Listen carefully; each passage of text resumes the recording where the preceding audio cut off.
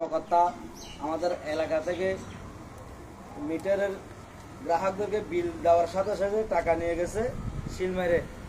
টাকা নেওয়ার পরে অফিসে জমা করে নাই, অনেক গ্রাহকের জানুয়ারি থেকে জমা করে নাই, টাকা নিয়ে যাচ্ছে।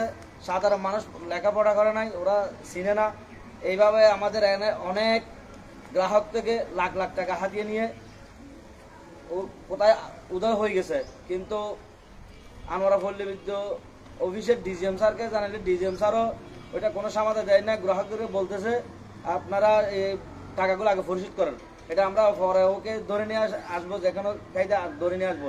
কিন্তু এটা তো সমাধান না। সমাধান দিতে হলে আমাদের সাধারণ কৃষক, শ্রমিক, লেবার, দিন মজুর ভাইরা কষ্ট করে এই টাকাগুলো বিল আদায় করে টাকা দিয়ে দিছে। কিন্তু ওদের কর্মকর্তা ওরা কি ব্যবস্থা নেবে ওরাই জানে। কিন্তু সাধারণ জনগণ এই টাকা একজন থেকে 14,000 টাকা, 15,000 টাকা, 10,000 টাকা এইভাবে টাকা উঠিয়ে নিয়ে লাখ লাখ টাকা হাতিয়ে নিয়ে গেছে। এটা আনোয়ারার অভিভাবক ইনু মহোদয় স্যারের কাছে আমাদের সাধারণ জনগণের পক্ষ থেকে আমাদের অনুরোধ, এটা যদি কোনো আমাদের ইনু মহোদয় যদি এটা কোনো একটু সুরক্ষা করে সাধারণ মানুষের পক্ষে, এটা যদি ডিজিএম স্যারের কথা বলে কোনো সমাধান করে, আমরা এটা জনগণের একটা উপকৃত হবে। আমাদের এই আনোয়ারার অভিভাবক এখন কোনো রাজনৈতিক কোনো ব্যক্তি নেই, কোনো এমপি নেই আমাদের এলাকায়।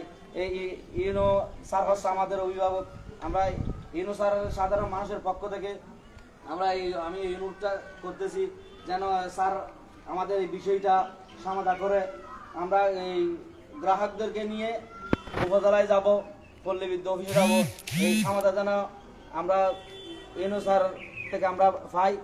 আগামী 2-1 দিনের মধ্যে আমরা ওখানে যাব। আর সাধারণ আমরা এখানে 20-50 লোক আছে, আরো শত শত লোক আছে এইভাবে টাকা উঠিয়ে নিয়ে গেছে।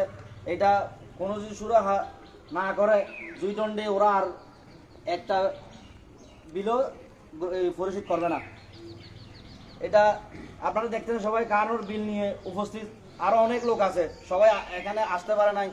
এখানে বৃষ্টির কারণে অনেক লোক অনুপস্থিত আছে।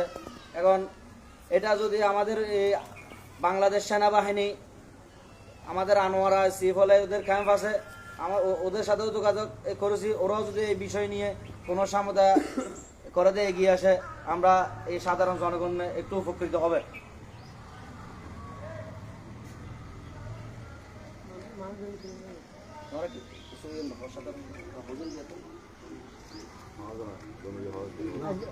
একজন হয় না